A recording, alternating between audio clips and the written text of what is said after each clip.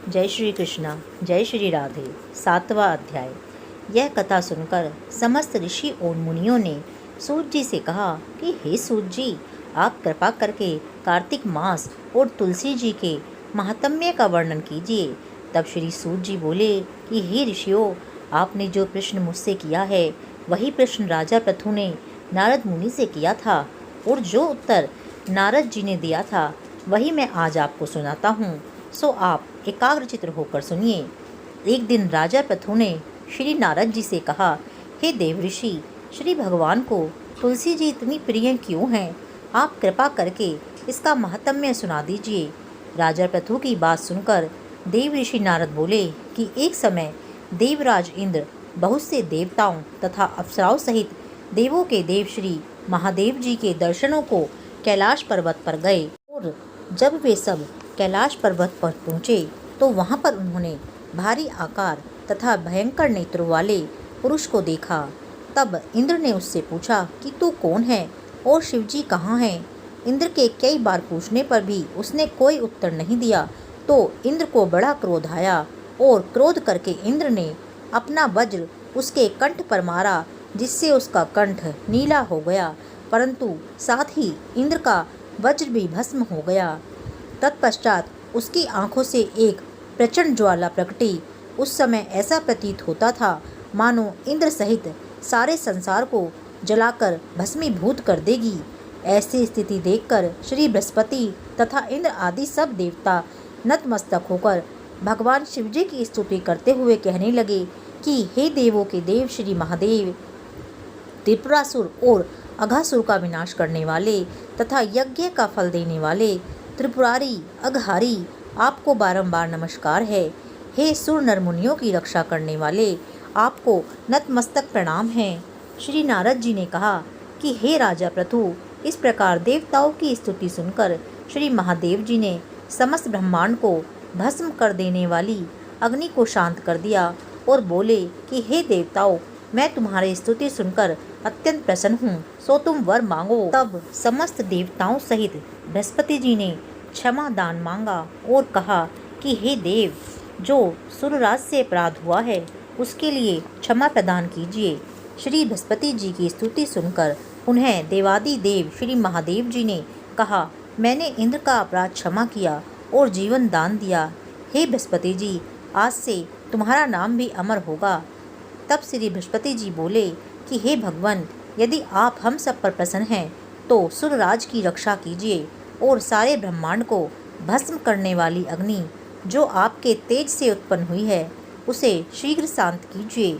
तब भगवान शंकर ने कहा कि नेत्रों से निकला हुआ ज्वाला रूपी तेज अब कैसे वापस हो सकेगा, अतः अब हम इसे कहीं दूर फेंक देते हैं। ऐसा कहकर भगवान भूतेश्वर ने उस अग्नि को समुद्र में फेंक दिया। सो वह अग्नि गंगा के संगम श्री गंगा सागर में जाकर गिरी और बालक रूप करके रोने लगी। उसके रोने की आवाज़ से पृथ्वी कंपायमान हो गई तथा सप्त द्वीप बहरे हो गए। ऐसा आश्चर्य देखकर और समुद्र की गोद में बालक को रोते देखकर ब्रह्मा जी आश्चर्य से पूछने लगे कि यह बालक किसका है। समुद्र ने बड़े आदर से उस बालक को उठा करके ब्रह्मा जी की गोद में दे दिया और कहा कि यह मेरा पुत्र है जो गंगा से उत्पन्न हुआ है, अब आप इसका जात कर्म कराइए। फिर उस बालक ने श्री ब्रह्मा जी की दाढ़ी पकड़कर बड़े जोर से मरोड़ी, जिसके मरोड़ने से ब्रह्मा जी के नेत्रों में आंसू भर आए। तब किसी प्रकार ज्यों त्यों करके अपनी दाढ़ी छुड़ाई और कहने लगे कि इसने हमारी आँखों से जल निकाला है, इसलिए इसका नाम जलंधर होगा, और यह शिवजी के अतिरिक्त संसार में किसी के भी हाथ से नहीं मरेगा। इसका कारण यह है कि यह शिवजी के अंश से उत्पन्न हुआ है। यह सुनते ही वह युवा हो गया। तब ब्रह्मा जी ने शुक्राचार्य जी को बुलाकर उसका राज्याभिषेक कराया और ब्रह्मा जी अंतर्ध्यान हो गए। तब सिंधुराज ने कालनेमी की पुत्री वृंदा के साथ जलंधर का विवाह कर दिया। वृंदा अत्यंत सुंदरी थी और सारे ब्रह्मांड में प्रथम सती और पतिव्रता थी। परम सुंदर पत्नी पाकर जलंधर बहुत प्रसन्न था, अतएव आनंद से दिन व्यतीत करने लगा। जब जलंधर घर में आता तो वृंदा स्वयं अपने हाथों से पंखा जलती, पाद्य अर्घ्य तथा आचमन अर्पण करती। इस प्रकार वह अपने पति को नारायण समझकर उसकी सेवा किया करती थी। अब नारद जी बोले कि हे राजर्षि, देवताओं के भय से भयभीत होकर जो सब दैत्य पाताल लोक में भाग गए थे, वे जलंधर को अभय पाकर पुनः पृथ्वी पर आकर निर्भय घूमने लगे। उसी समय जलंधर ने राहु के कटे हुए सिर को देखा तो उसने शुक्राचार्य से इसका रहस्य पूछा।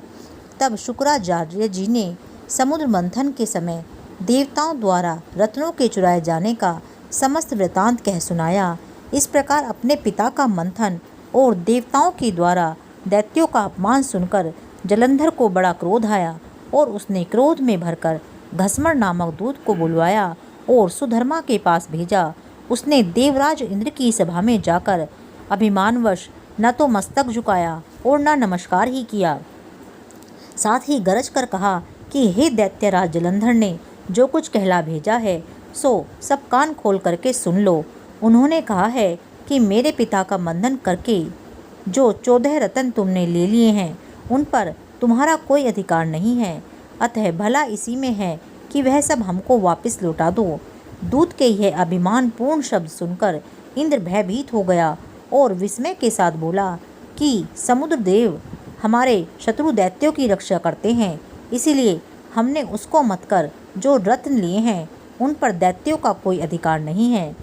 दूत ने देवराज के ऐसे वचन सुनकर वापस लौटकर जलंधर को जाकर उत्तर सुना दिया, जिसको सुनकर जलंधर को बहुत ही क्रोध आया और देवताओं को जीतने का उपाय सोचने लगा।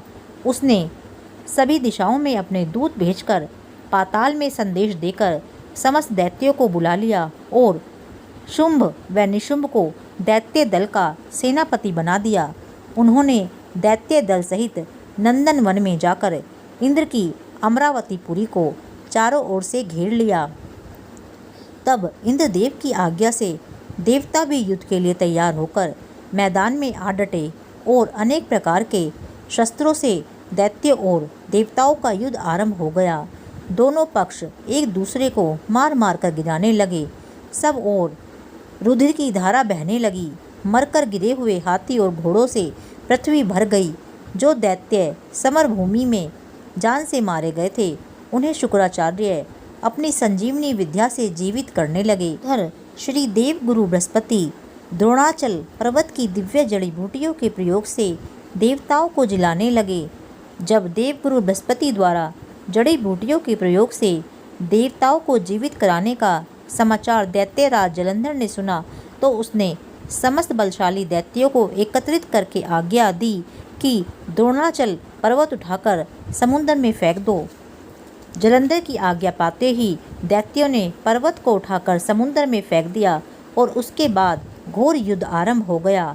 जब युद्ध में अनेक देवता मारे गए और गुरुजी दोबारा से संजीवनी बूटी लेने गए, किंतु वहाँ तो पर्वत ना पाकर और देवताओं का संहार होते हुए देखकर घबरा गए। व्याकुल होकर देवताओं से कहा कि शीघ्र ही यहाँ से भागो, क्योंकि ये दैत्य जलंधर के अंश से उत्पन्न हुए हैं, इसीलिए तुम्हारे मारे से नहीं मरेंगे। जब बृहस्पति जी की यह बात देवताओं ने सुनी तो वह घबरा गए और भयभीत होकर भागने लगे। समस्त देवता दशों दिशाओं में छिपकर भागने लगे। तब दैत्य राज जलंधर ने जीत के नगाड़े बजवाते हुए अमरावती नगरी में प्रवेश किया। सब देवता भयभीत होकर सुमेरु पर्वत की कंदराओं में जा छिपे। देवताओं के भाग जाने पर इंद्र की राजधानी अमरावतीपुरी शुंभ और निशुंभ के अधिकार में सौंपकर जलंधर लापता देवताओं का पीछा करने के लिए सुमेरु पर्वत की ओर चल दिया।